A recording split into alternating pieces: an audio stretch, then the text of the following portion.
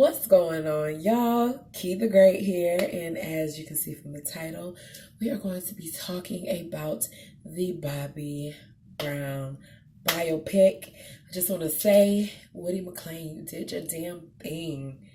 Florida, stand up. I know he was born in South Carolina or whatever, but Florida, stand the fuck up. You know, people are coming out of Florida, doing their damn thing, and I'm proud of it to be a Floridian, So you did your damn thing, and BET was giving us what we needed, y'all. They was giving us soft porn in this. Let's just get into it. The movie opens up. Bobby all overdosing. Whitney's like, Bobby, please, Bobby. Let me stop playing. Shout out to Whitney Houston. May she rest in peace.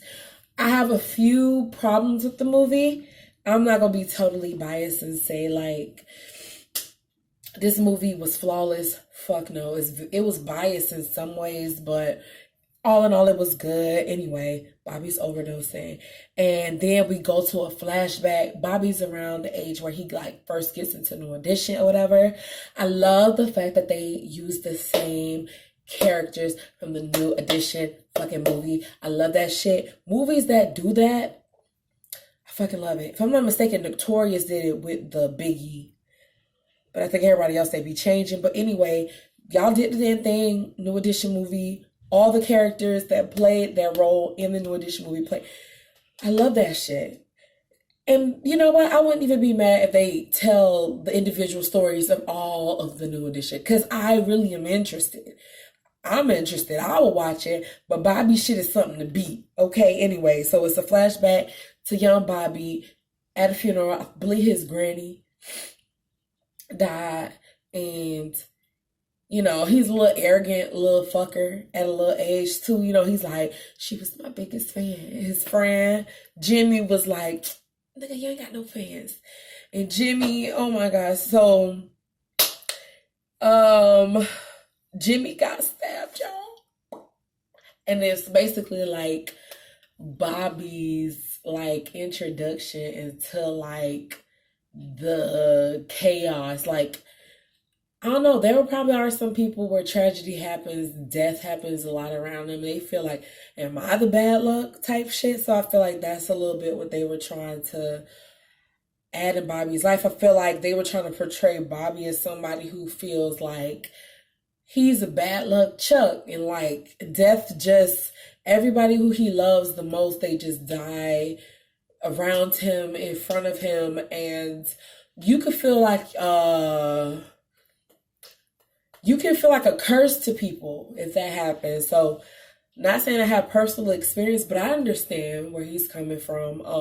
Though it's, to me, absurd to think that you can cause any of that unless you're the chick off American Horror Story, Coven. And anyway, Tatiana Ali was Jimmy's mom. Jimmy got stabbed, in the heart. Ooh, it was tragic. It was a tragic opening. I said, you know what? Shout out to everybody on the fucking board of BET, whoever making the decisions on these movies and the content and what's getting yes, that's good TV. Y'all motherfuckers doing a good job. Anyway, Tatiana Ali with Jimmy's mom, having a mama role. I think this is the first mama role I've seen Tatiana Ali have. You go ahead, girl. Okay, so we flash forward. It's 1985. And this is the day after Bobby ass get kicked off the New Edition movie. So some people are like, well, damn, why they ain't show when he met New Edition, blah, blah, blah. I feel like they did all that in the New Edition movie. They show how all of them met. They did. They really did. So I feel like that would have been redundant. And I like that they stopped, because if y'all peep it, Bobby, in the New Edition movie, Bobby Brown, his story ended. We didn't figure out what the fuck was just going on with Bobby. It was about everybody in New Edition at the time. So they just showed Bobby just pop back up as the problematic motherfucker. But I like the fact that we saw, literally the day after this nigga got kicked out, voted off, his ass is out, gotta make our money. Show Bobby ass back home. Love it. So he back. His mama is the lady from The Wire. She come across as like naming Bryce's mom a little bit in the beginning, but then she becomes passive aggressive. It's still annoying nonetheless, but that lady, man, she always gonna give me attitude. And there were some instances where they made her look like she was like a nice woman, like, you know. But then there were instances where I saw name and mom, and I was like, oh, this bitch.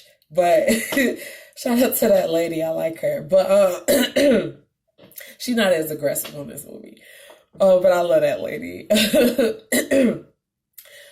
Okay, so Bobby, he has some fucking bricks in his suitcase. Baby boy selling dope. Imagine being Bobby Brown, slinging dope on a fucking, not even Bobby Brown, but imagine being a successful child and having to go and hustle the street. Like, bruh, I guess. I'm just saying, I grew up in the hood, but I am not hood, so I don't know that shit. Anyway, so he drug dealing. The family meeting. So they having a family meeting about what is Bobby gonna do as a career, what he gonna do now. He's 16 years old. These motherfuckers arguing, oh, he need to be in that stupid ass group anyway. Okay, all that is good and dandy, but I'm glad. I guess this family meeting is a stepping stone to his success. But the way that they was just talking about his life, instead of him like, Bobby, what would you be interested in doing now? Even I would humor my son, even if I knew he was gonna be the type to be like, Mom, I don't want to go to school. I want to just chill and hopefully something will happen. I'll laugh at him and then I'll be like, no, you need to be going to school until we figure out something. You know, you be doing some that type shit. Anyway, they would talk about Bobby's life and he wasn't really saying shit. And yeah. So anyway, Bobby goes to this party. So nigga is jealous, as jealous motherfuckers do. Basically bought a gun to a roast battle. Basically hater. But Bobby almost got shot, so he traumatized by that, I guess. So Bobby goes to the house, right? He goes and gets the strap, as 50 Cent likes to say. And his mama like, put that back. Son, if you get it, you gonna have to use it eventually. He like, Mama, you can't talk. Your ass was selling plates. And you was putting weed under the plates. I don't know if she was selling ass or plates. Anybody out there want to let me know what he was referring to? I might just rewatch it tonight before part 2 come on. Y'all, I'm so excited about part 2. I was excited about part 1 when I saw the New Edition interview on Breakfast Club. And fucking Charlamagne just kept talking about like, oh my God, Bobby Brown, blah, blah, blah, blah. And so I'm like, damn, I read a little preview of his little book or whatever. I ain't finna buy that shit. I don't too much like to buy people books unless I really like you. But anyway, it was good. The movie didn't disappoint.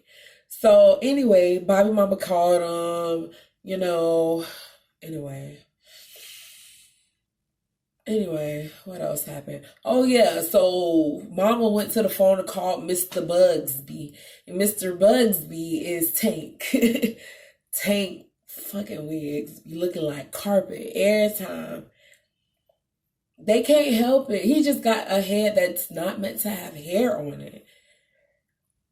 Because the hair make him look really, really itchy. Anyway. So Bobby goes solo. Mr. Busby like, nigga, you better take this gig. If you're not, boom, I'm not bringing my ass back in here, like, to come get you. So he took the deal. I found it funny that they were on the same record, the same label, but he was out of the group. They really pushed him to having solo success. They're so fucking stupid. But I get it. He was a little asshole. Maybe Bobby was just meant to be solo, y'all. He wasn't meant to be in no fucking group. Anyway, to be honest, I think Bobby Brown suffered from some sort of insecurity. We're going to get into that. Insecurity about his color, insecurity about his economic standpoint in the world, I guess. As a black, insecurities about a lot of shit. But we're going to get into that. It's a lot. You gotta dig deep. You know, there was some biased shit in here, but you gotta dig deep. Mekhi Phifer is his big brother. Loves me some Mekhi Phifer. Always have loved me some Mekhi Phifer. Okay? There need to be more men out here like Mekhi Phifer. And many more. Anyway, so Mekhi Phifer is gonna be his manager. He's like, boop, boop, boop. Yeah, I'll be your manager. Okay. So I don't like the pressure that they put on Mekhi Phifer's character. I think his name is Jimmy, Tommy. I don't know. I forgot. I don't like the pressure. I'm sorry, y'all. I'm like swaying back and forth. I'm not a person who could sit still.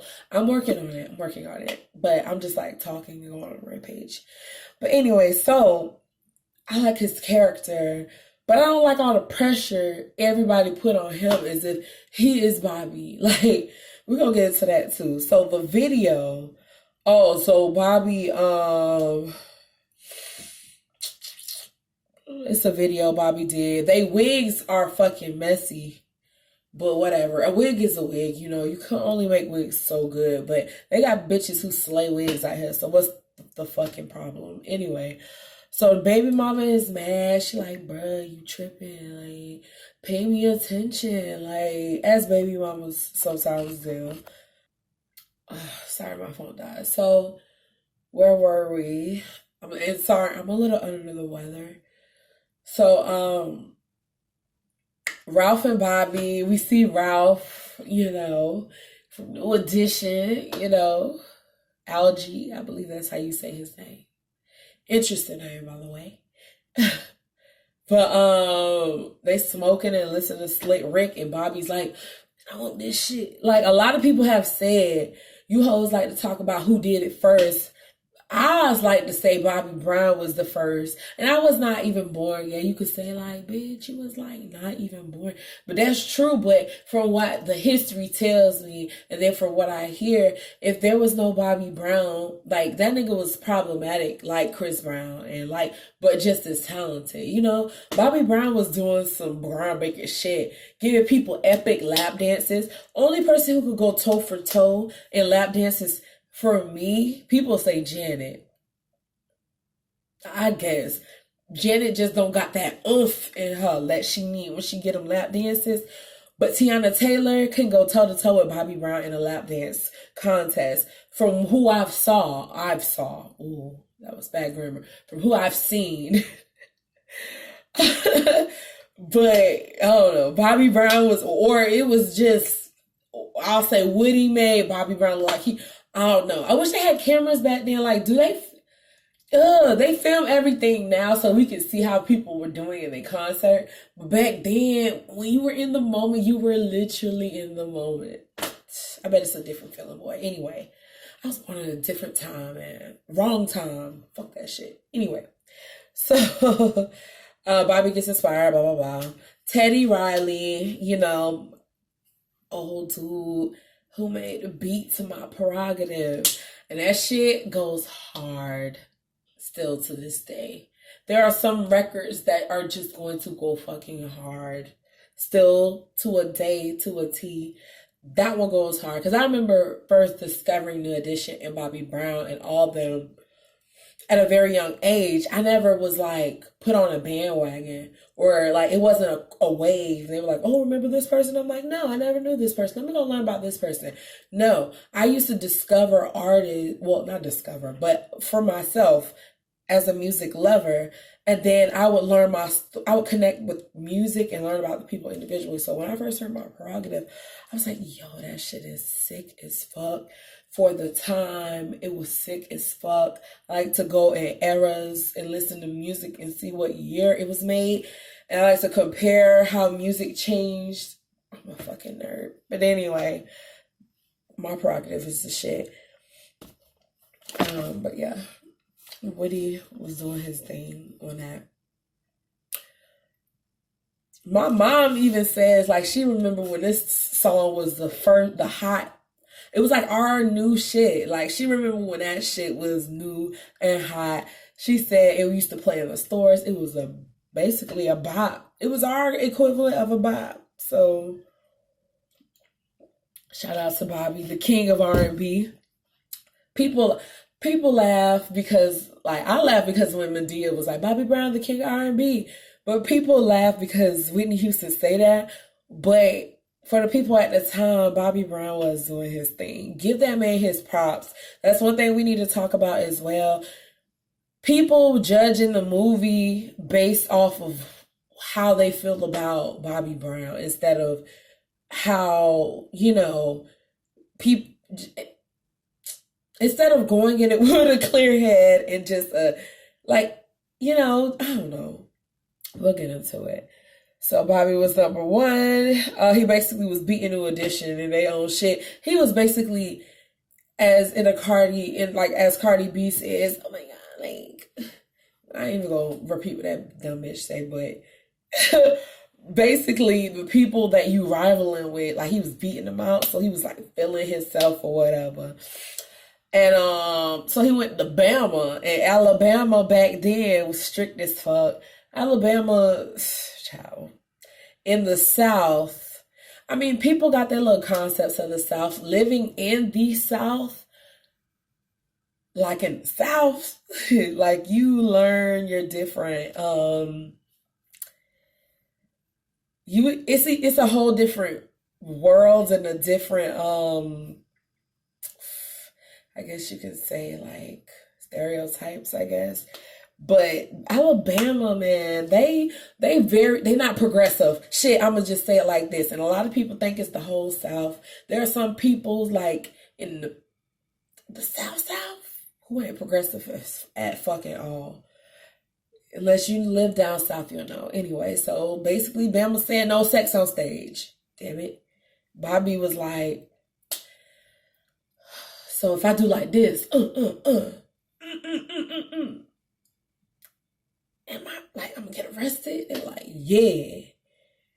Bobby was like, cool. And he went on stage and basically picked a Ronnie out of the choir, out of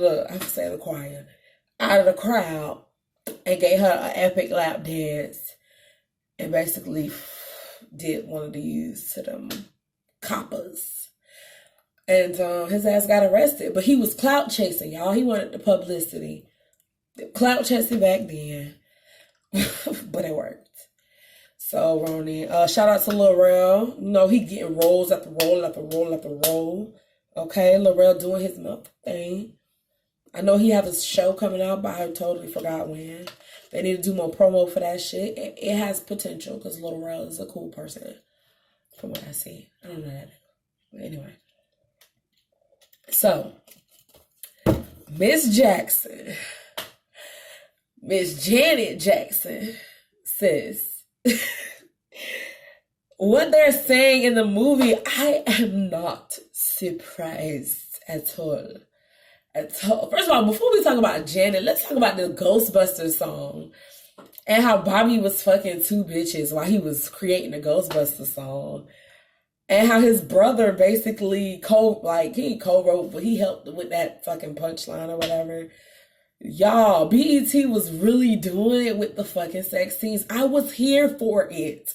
I'm saying, like, I am an adult, okay? This shit came on at 9. The kids should be asleep anyway. If they, child, it wasn't no asses or nothing showing. It was classy and raunchy. And I'm here for it, like BET. Anyway, so Miss Jackson, come here, sis. Come.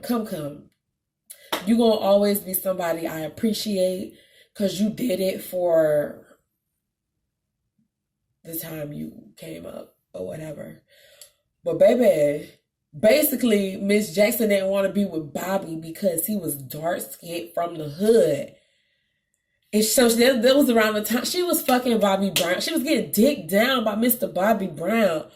But she was in limelight with L. DeBar. Oh, it probably wasn't L. It was one of them motherfuckers. Chico, L, T, Beach, Q. I don't know which one it was. It was one of those love.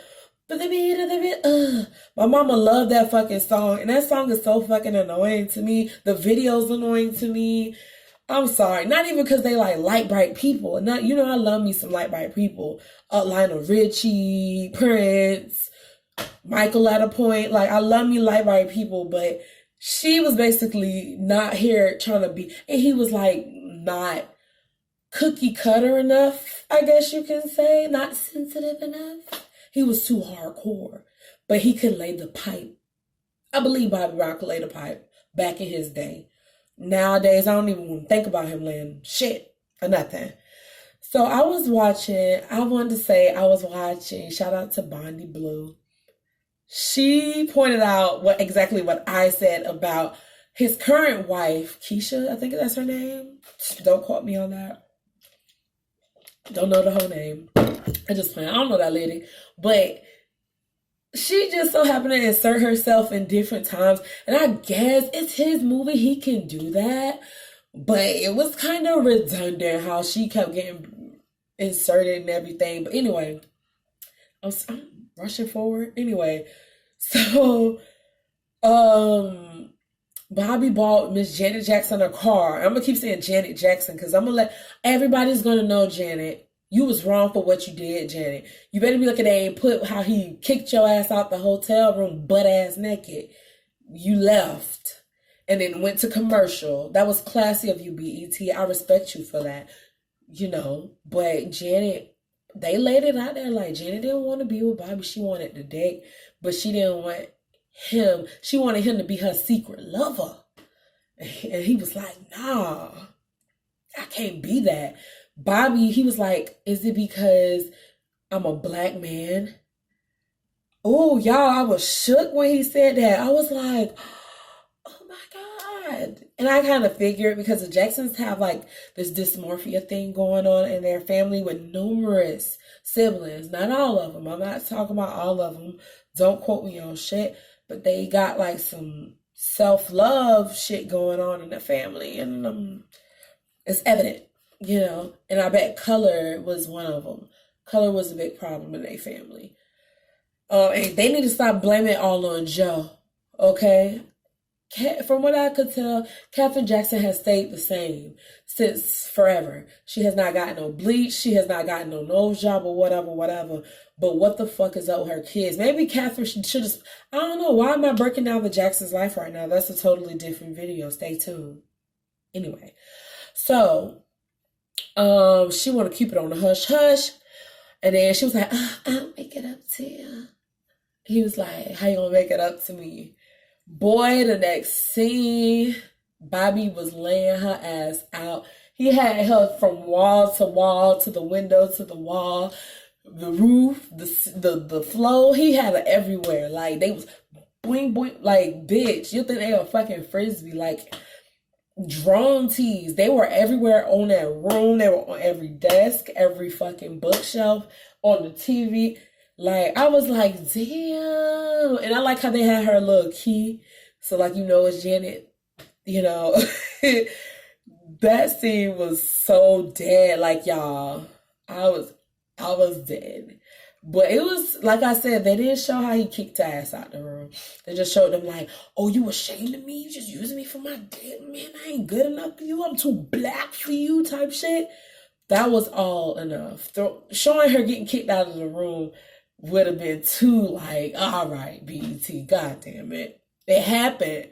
So that's just like the icing on the cake. It did happen, but y'all don't have to put it in the movie. It would have been too much, but I got enough.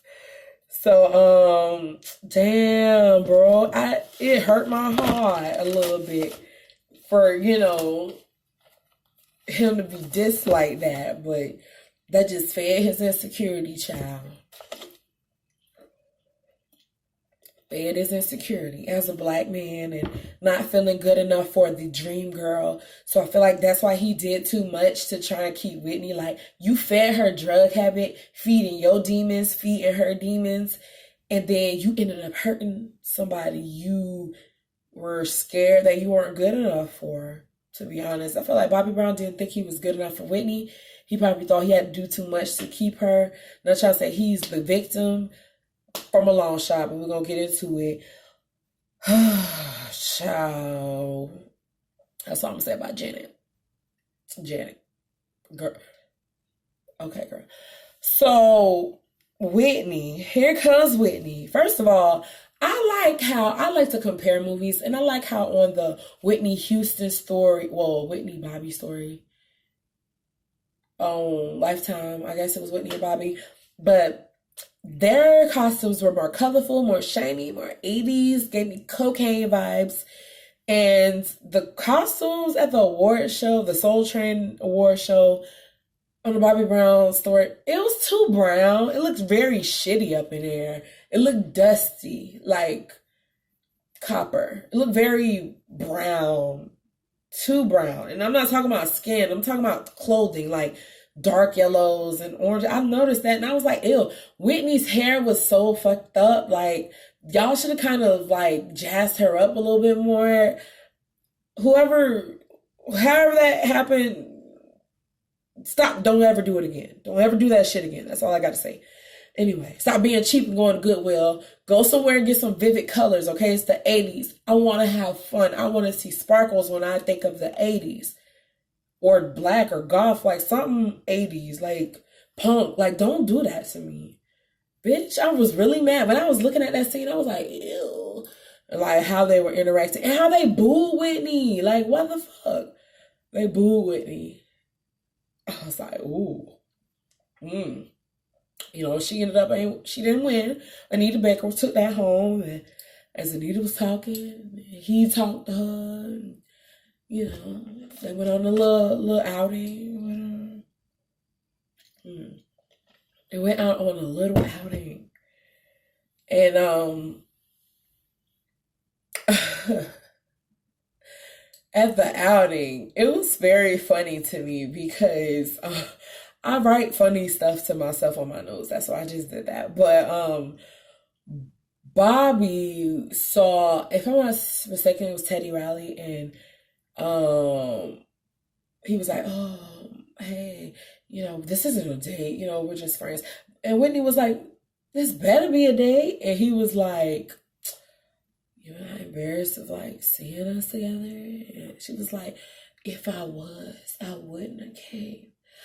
And you know what? That's when I was like, this nigga insecure. Okay, he insecure. Because he was scarred by Janet. Thanks a lot, Janet. I'm just saying, let me not put that on that lady.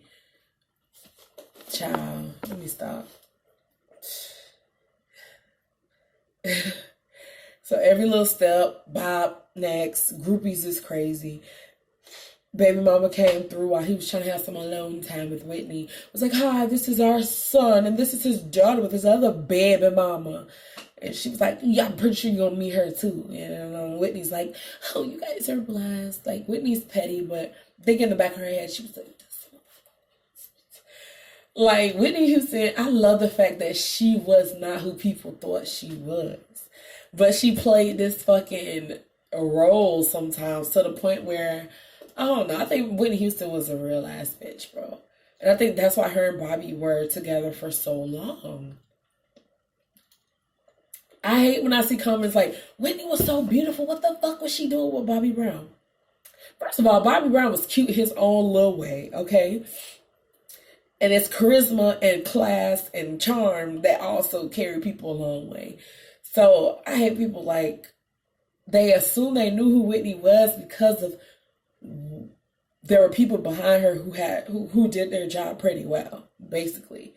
Like, you guys are weird. But anyway, but the Whitney character tended to look a little older than Bobby's character at some time because of the color choices they would put her on. It wasn't very youthful. Like Yaya in the series or movie on Lifetime, Yaya's clothing looks very youthful and bright and vivid. They show Whitney with her pretty red hair, and I know you didn't have to do all that, but the clothes were fucking flop to me. In many ways than not. So yeah, they had sex, of course. We've seen that. 1991. So basically, Bobby sleeping at I think he got kicked out of the hotel room because he didn't have drugs or some shit. So he went to his baby mama house. Oh no, that was another time. Anyway, I don't know. So basically, Kim. Let me stop talking about that lady because that lady is an old lady now. But Kim, I don't care what you say. You fucking tricked Bobby, and you thought he was gonna get you pregnant again, girl. You tricked Bobby, but Bobby, you weak as fuck. You're a weak-minded ass man. At the time, nigga. So you got to secure your bag. Like, Why are you making dumb little boy mistakes by nutting in this woman? You know she's fertile, but you fucking nutted her anyway, and she got pregnant right along with Whitney. Whitney was pregnant when she was and he was engaged. And then let me just say, Robin was very creepy in this. Robin was hella creepy. The Robin character. She would always be like around corners and shit and just like stare at Bobby. And Bobby was about to knock her ass out on one scene at the end. And I was like, bro, I'm here for it. So, y'all, anyway, like I said, Bobby done got 2 bitches pregnant at once. Like, and one is his fiance. Like, that's messy.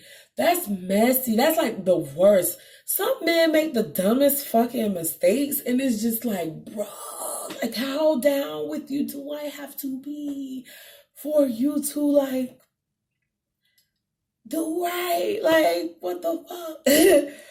But he really got 2 people pregnant, and then Whitney had lost the baby. Like, we all know the story. She was on the set of The Bodyguard, and she lost the baby.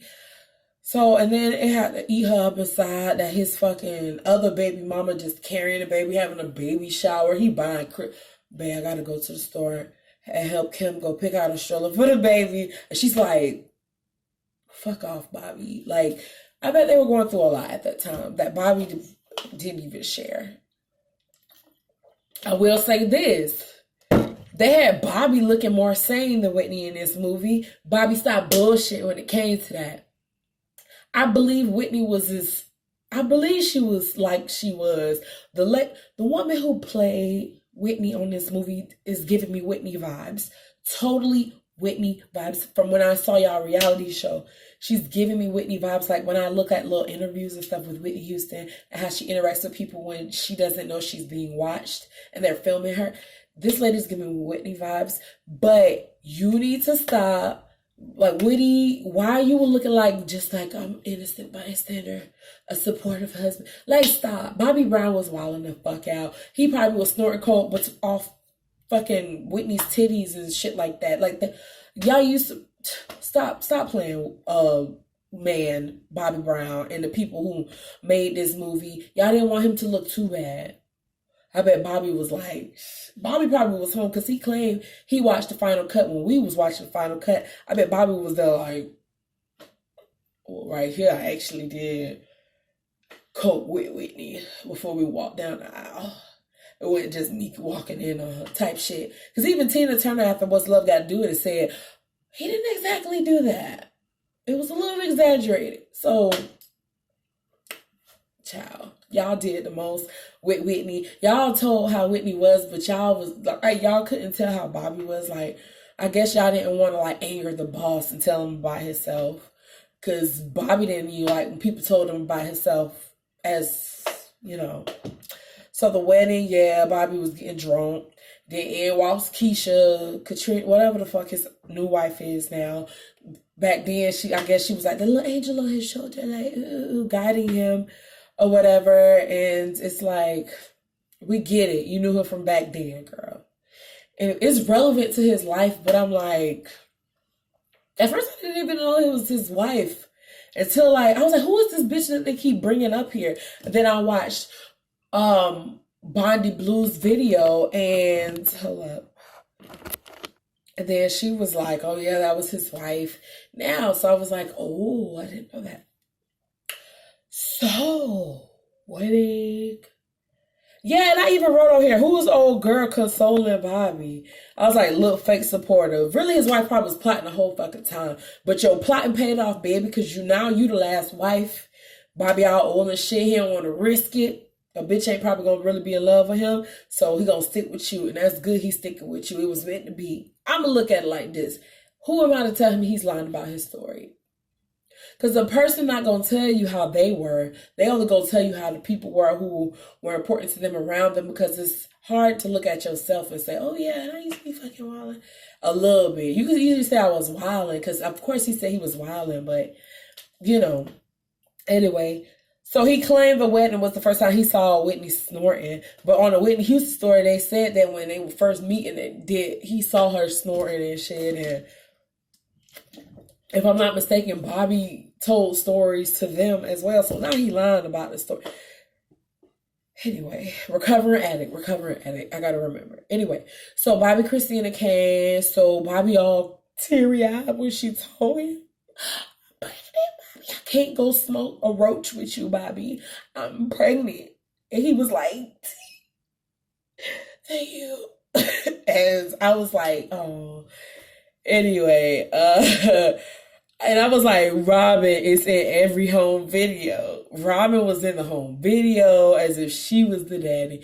She low-key reminded me of the lady off My Baby's Daddy, the doula.